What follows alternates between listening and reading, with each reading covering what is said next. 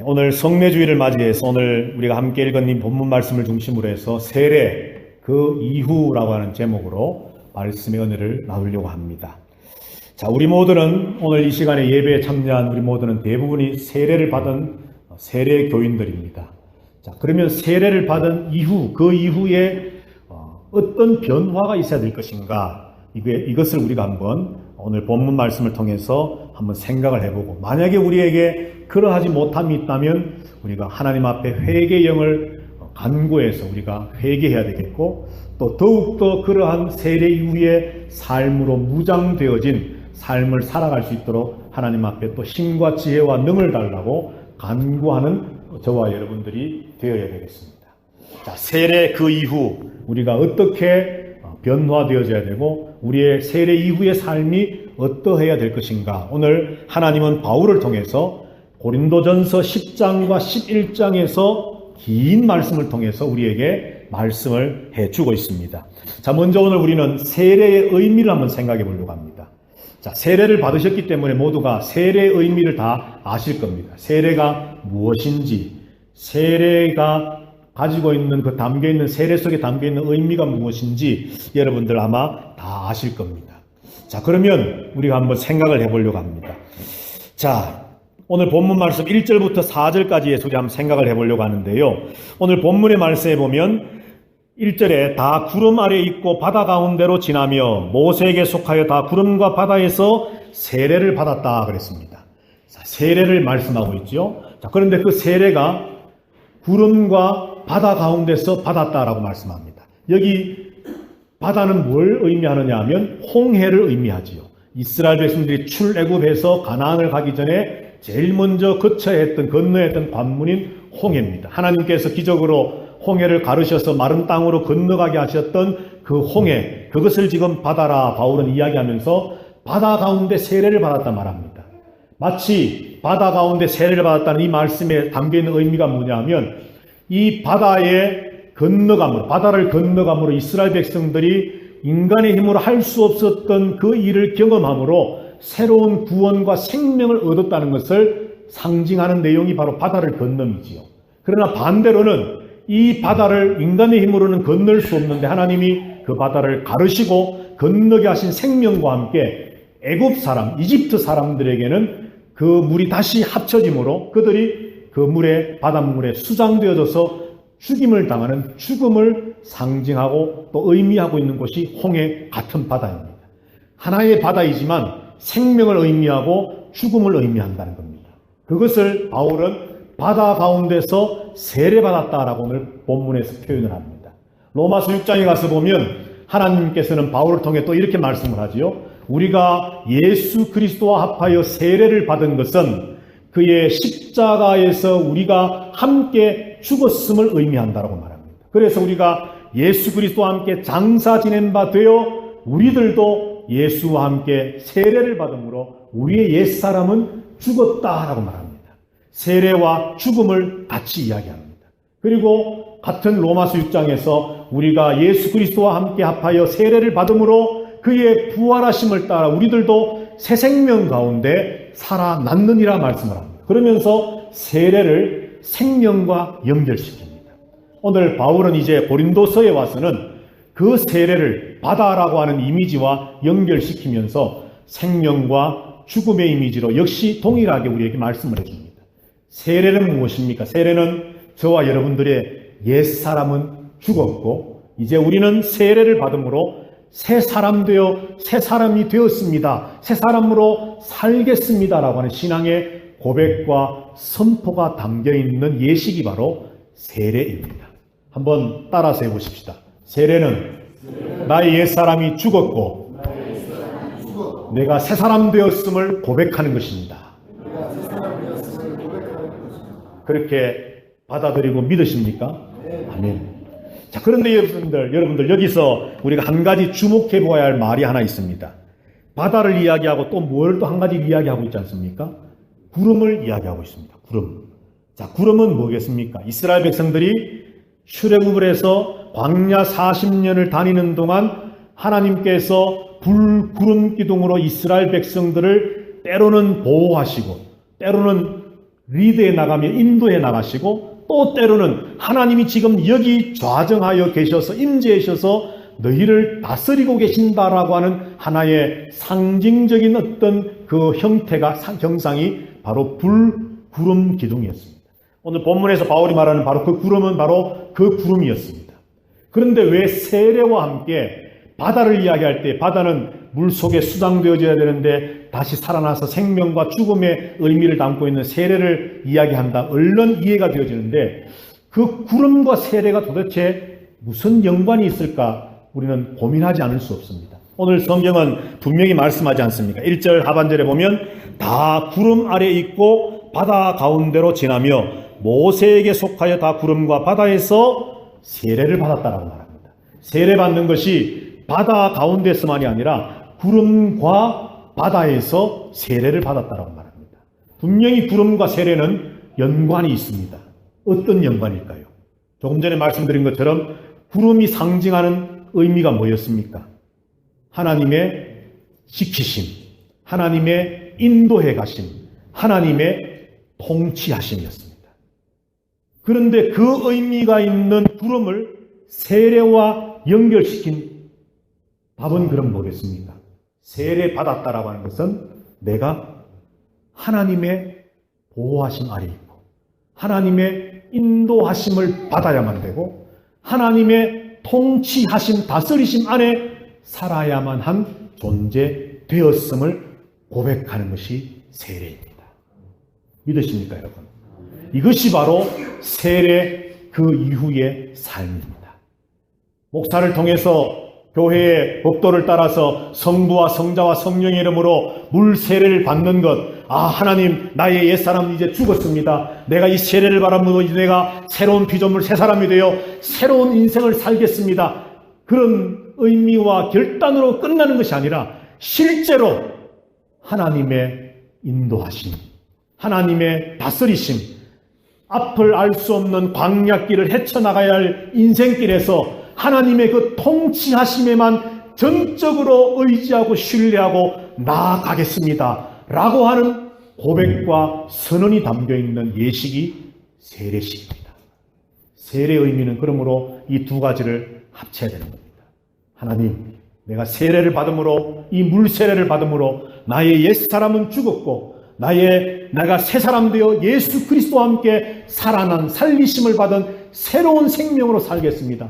그 새로운 생명으로 산다는 것이 곧 하나님의 인도하심만을 따라서 하나님의 그 다스리시고 통치하심만을 따라서 살겠습니다. 이 고백, 이 선언 그대로 살아가는 것, 이것이 바로 세례 교인의 삶입니다. 이것이 바로 세례 그 이후에 전개되어져야 할 우리의 모습이 되어야 된다는 거지. 세례를 받으셨습니다. 아직 물론 세례를 받지 못한 성도도 계시겠지만 여러분들이 세례 받으신 것이 작년일지 5년 전일지 10년 전일지 아니면 정말 유아 세례를 받고 입계를 했을지 모르지만 여러분들 다시 한번 오늘 세례의 의미를 다시 한번 정립하셔서 세례 받은 교인인데 세례 성도인데 내가 도대체 지금까지 정말 하나님의 인도하심만을 바라고 하나님의 그 통치 다스리심 안에서만 살려고 노력해 왔는지 나는 세례는 받기는 했지만 내 삶이 전혀 그러지 못했다면 우리는 오늘 이 시간 성례주의를 맞이해서 회개해야만 합니다.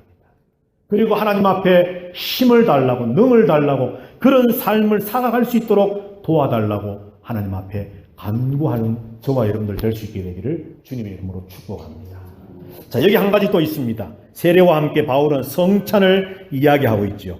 3절 4절에서 말씀합니다. 다 같은 신령한 음식을 먹으며 다 같은 신령한 음료를 마셨으니 이는 그들을 따르는 신령한 반석으로부터 마셨음에 그 반석은 곧 그리스도시라 말씀을 합니다. 바울은 신령하다는 말을 3번 반복을 하면서 신령한 음식, 구약으로 말하면 만나지요, 만나. 신령한 음료, 반석에서 터져나왔던 생수를 말합니다. 그것을 먹고 마셨다, 우리 조상들이. 그런데 이 모든 것들은 신령한 반석으로부터 나왔는데 그 반석은 곧 예수 그리스도다라고 이야기합니다. 자, 그런데 왜 사도 바울은 이 음식과 이 음료 생수를 신령한 것이라고 말했을까요? 두 가지 의미가 있습니다. 그 첫 번째 의미는 오늘 본문에 기록된 것처럼 왜냐하면 그 음료와 그 음식이 예수 그리스도께로부터 왔기 때문입니다.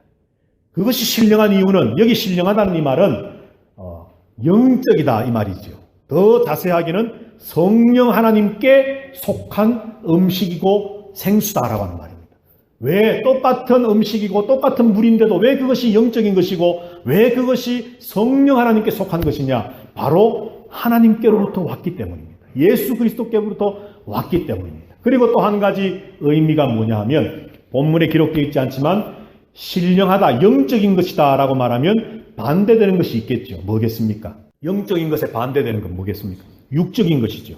그러면 하나님이 주셨던 그 만나와 반석에서 터져나온 생수, 그것이 하나님께로부터 왔기 때문에 신령한 영적인 것이라고 한다면, 반대로 육적인 것은 무엇일까? 육적인 음식과 육적인 음료는 물은 뭘까요?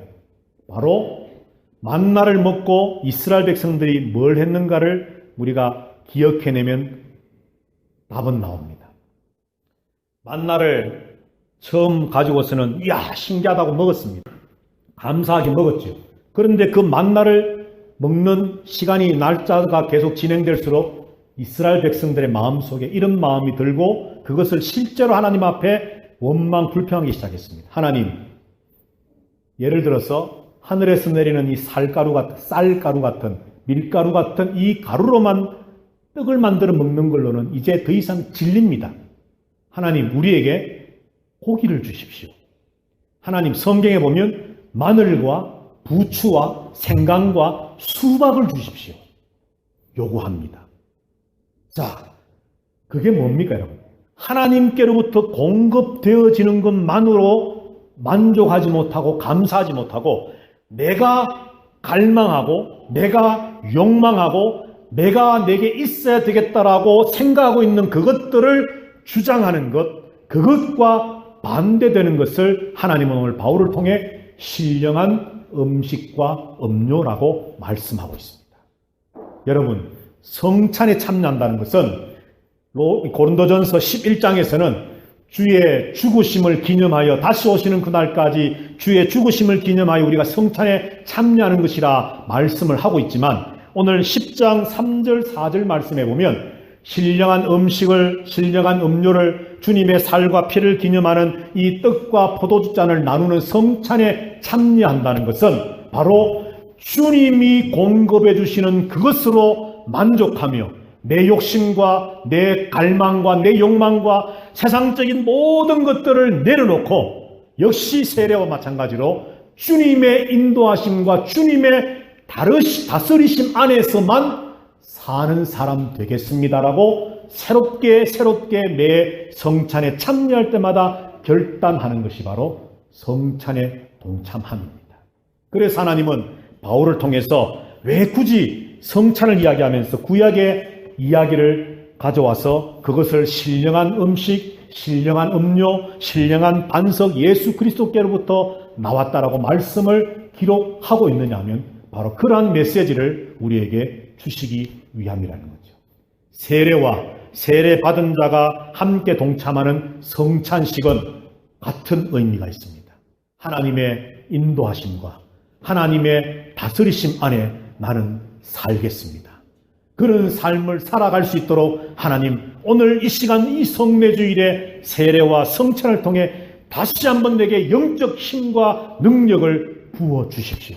이미 옛사람이 죽어졌고 새사람이 된 내가 이제는 세례 그 이후에 이런 삶을 살아야 할 백성 되었다는 것을 아는데, 아는 것으로 그치는 것이 아니라 실제로 세례 그 이후에 주님 인도하신 다스리심 안에 살아가는 승리하는 백성 되기를 원합니다. 그렇게 되게 해 주시옵소서라고 하는 갈망, 뜨거움의 하나님 앞에 대한 간구의 기도가 포함되어져 있는 예식이 바로 세례식과 성찬식입니다.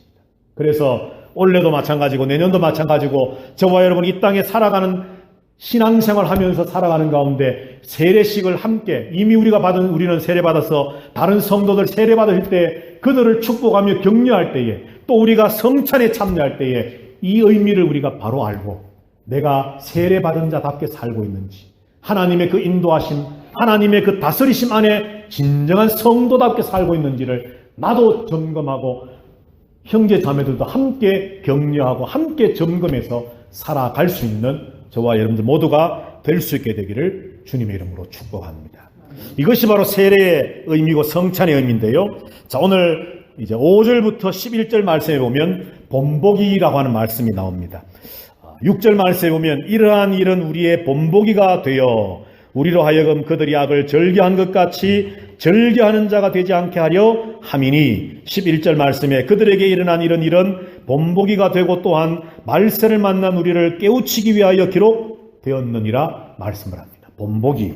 자, 그런데 5절에 보면요 이렇게 말씀을 하죠. 그러나 우리의 조상들이 세례를 받았고 바다와 구름을 가운데 세례를 받았고 신령한 음식과 음료를 먹고 마심으로 성찬에 참여했는데 그러나 이제 앞에 이야기를 뒤집는 반전의 말씀이 나오는 거죠. 그러나 그들의 다수가 하나님이 기뻐하지 않으셨으므로 그들이 광야에서 멸망을 받았느니라 말씀을 합니다. 세례를 받았는데 불구하고 성찬에 참여했는데 불구하고 그들은 하나님의 기뻐하심을 얻지 못해서 멸망해버리고 말았습니다. 다수가. 왜 그랬을까요, 여러분? 세례도 받았는데 성찬도 참여하는 성도인데 왜 망했을까요? 오늘 이걸 우리는 알아야 됩니다. 성경을 보면 7절 이하에 우상숭배, 8절에서는 음행, 9절에서는 주를 시험함, 10절에서는 원망함이라고 하는 특별한 어떤 그들의 악행을 바울은 조목조목 4가지를 이야기했습니다. 우상숭배와 원망과 음행과 주를 시험함으로 대변되어지는 이런 일들, 곧 방금 세례와 성찬의 의미에서 말씀을 함께 나눈 것처럼 그들이 하나님을 기쁘게 하지 못한 결정적인 이유가 뭐냐 하면 세례는 받았지만 성찬에도 오늘로 치면 매해마다 매 분기 절기마다 성찬에도 잘 참석했지만 그들이 멸망한 이유는 그들이 하나님의 인도하심과 다스리심을 거절했다는 겁니다. 우상을 숭배했습니다. 하나님을 원망했습니다. 하나님을 시험했어요. 여기 시험한다는 것은 입증하다. 하나님, 당신이 하나님 되심을 우리에게 한번 증명해 보이시오라고 하는 거예요. 완전히 참남한 죄지요. 피조물 따위가 창조주신 그 여호와 하나님께 당신이 진짜 하나님 되심을 한번 보여보시오 라고 하는 것이 이 시험하다는 단어의 의미입니다. 그리고 온갖 육간의 간음을 음행을 행했습니다. 이 모든 것들 한마디로 말하면 하나님의 인도를 거절하고 하나님의 다스리심 통치하심을 거절했습니다. 세례는 받았습니다. 성찬에는 참여합니다. 그러나 세례 이후에 하나님의 그 다스리시고 하나님의 통치와 하나님의 인도하심, 하나님의 보호하심 아래 오직 하나님만 바라보고 의지하고 살아가는 성도다운, 세례 교인다운 삶이 그들에게 없었습니다. 그래서 그들은 하나님의 기뻐하심을 받지 못했습니다. 결국 그들은 멸망해버리고 말았습니다. 오늘 하나님은 우리에게 말씀하랍니다. 이것을 기록하면 너희에게 본보기가 되게 하려고 한다. 우리 성경에 나온 본보기라고 하는 이 말은요, 경고라고 하는 말입니다.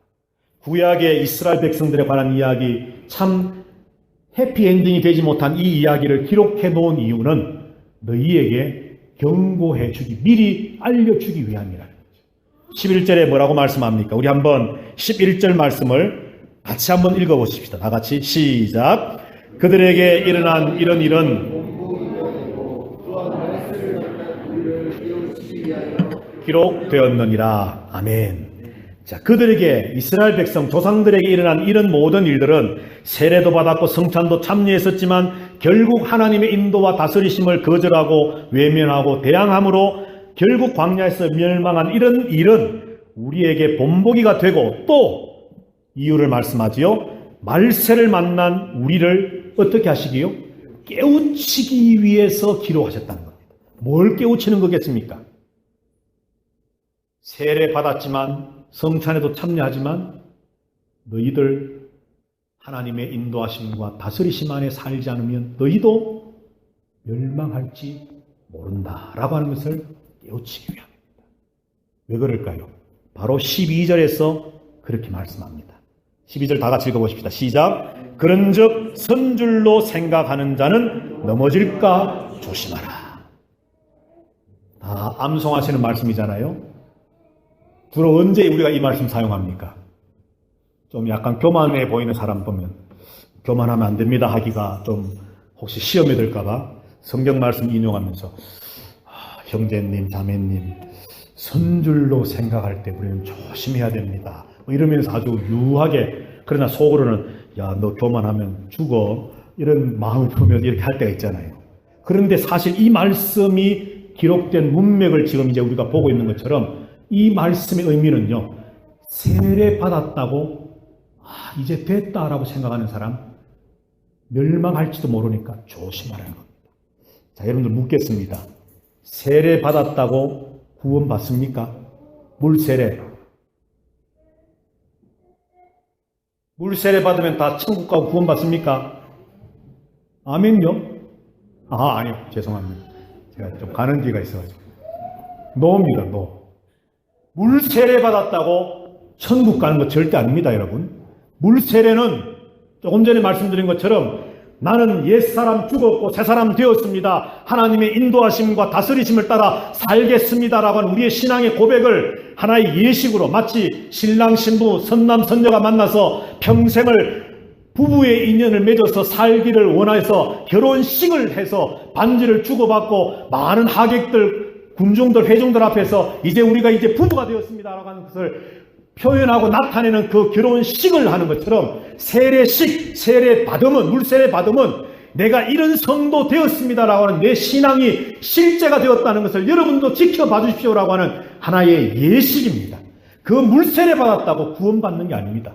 그런데 성도들, 교인들 중에서는 나 세례도 받았고 성찬도 매번 참여하고 나는 몇 대째 믿는 집안에 태어난 아들이고 사람이고 내가 어릴 때부터 얼마나 나는 그래도 유아세례도 받았고 얼마나 내가 믿음의 삶을 얼마나 살았는데, 그런데 세례 이후에, 그 이후에 하나님의 인도하심과 하나님의 통치하심에 따라 살아가는 삶이 없으면 넘어질까 조심하라는 겁니다. 5절에서 말씀한 것처럼 그들이 다수가 멸망하였느니라. 광야에서 멸망하였느니라. 내가 너희들에게 이것을 기록하여 본보기를 삼으면 너희들, 말세를 살아가는 너희들을 깨우쳐 주기 위함이다.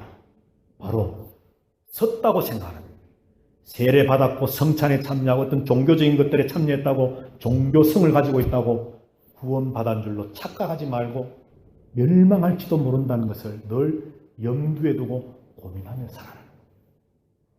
성례주일을 맞이해서 성찬에 참여하게 될 아름다운 교회 성도 여러분들, 세례는 물세례 받은 그거로 끝나는 것이 아닙니다. 결혼도 결혼식으로 끝나는 게 아니잖아요. 결혼식을 하고 나면 그 다음부터 두 부부가 더 협력하고 더 사랑하고 더 연합해서 아름답게 가정을 이끌어 나가야 되는 것처럼, 세례를 받았다면 세례 받은 그 이후부터 우리는 전적으로 하나님만 의지하고 전적으로 하나님의 통치하심만 받으며 전적으로 하나님의 인도해 주심에 따라 살아가는 삶이 있어야 우리는 마지막 하나님과 함께 하나 되는 그 구원의 영광에 동참해 가는 겁니다. 오늘 성례주의를 맞이하고 성찬에 참여하는 저와 여러분 모두가 바로 이런 성도 되시기를 주의 이름으로 축복합니다.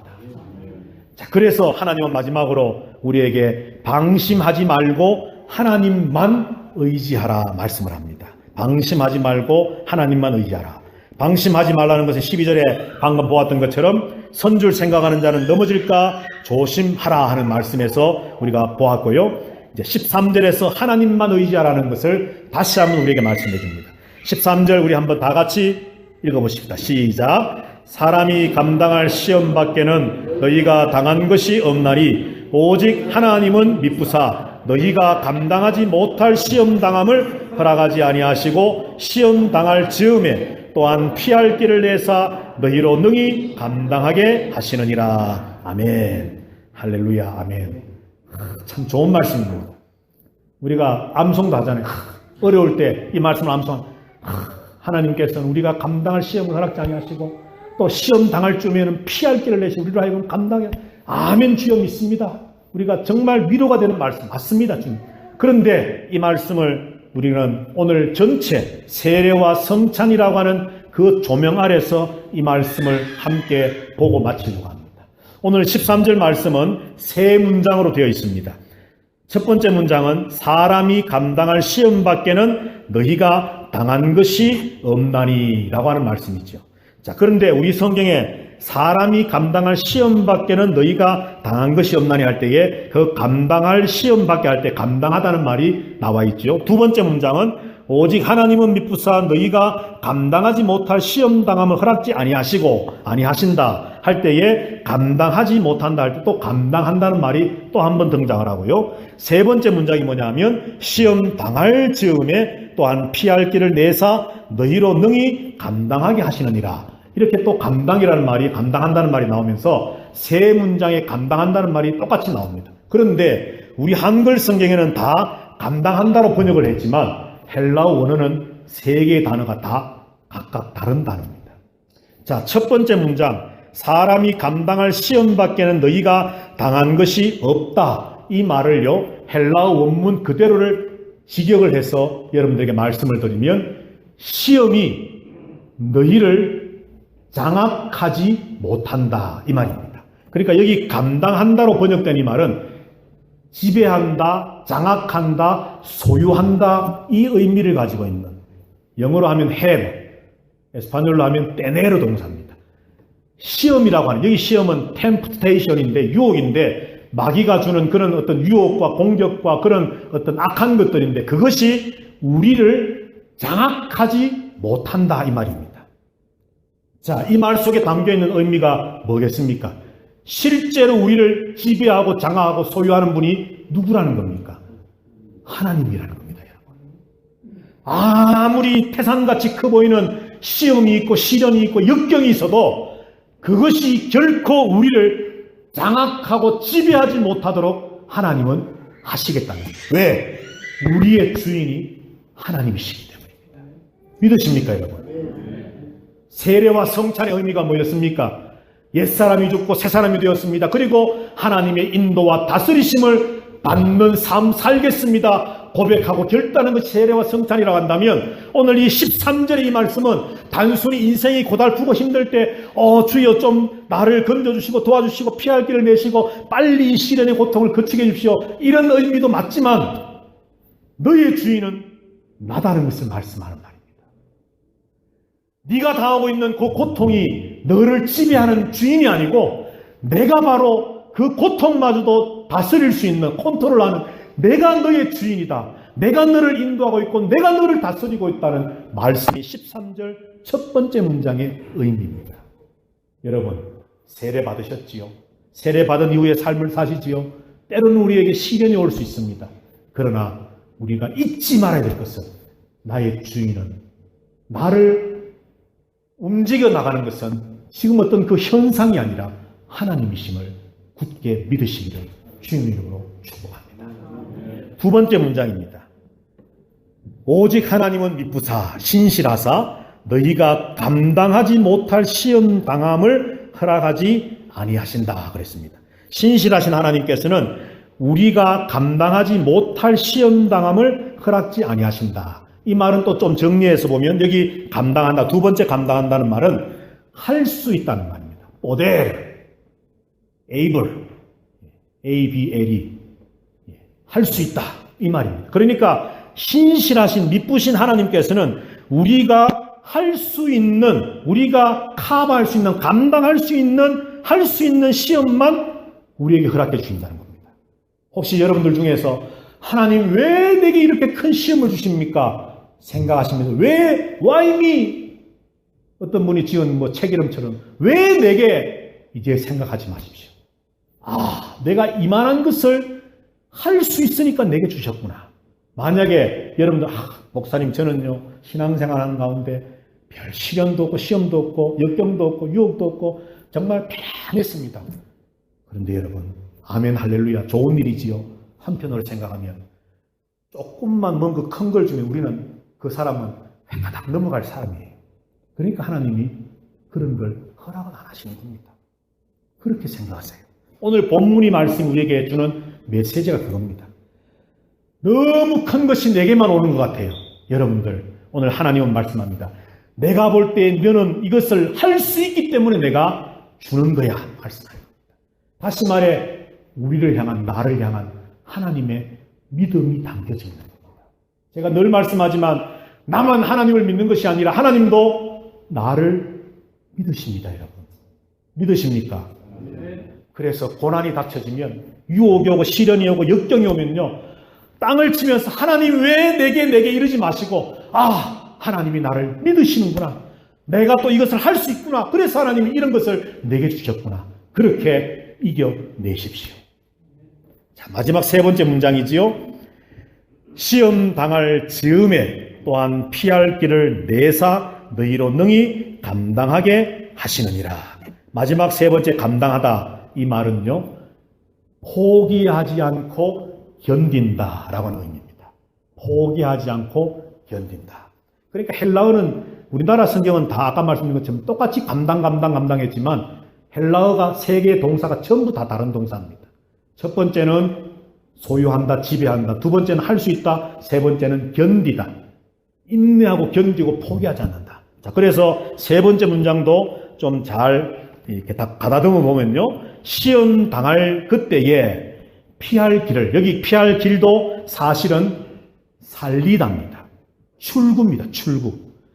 막 고난의 길을 가다가 옆에 갓길에 잠깐 쉬어가는 피할 길, 그 길이 아니고 그 고난의 길이 계속 연속 끝이 없을 것처럼 보여지는데 하나님은 결국 그 끝에 뭘 만들어 놓으셨다는 겁니까?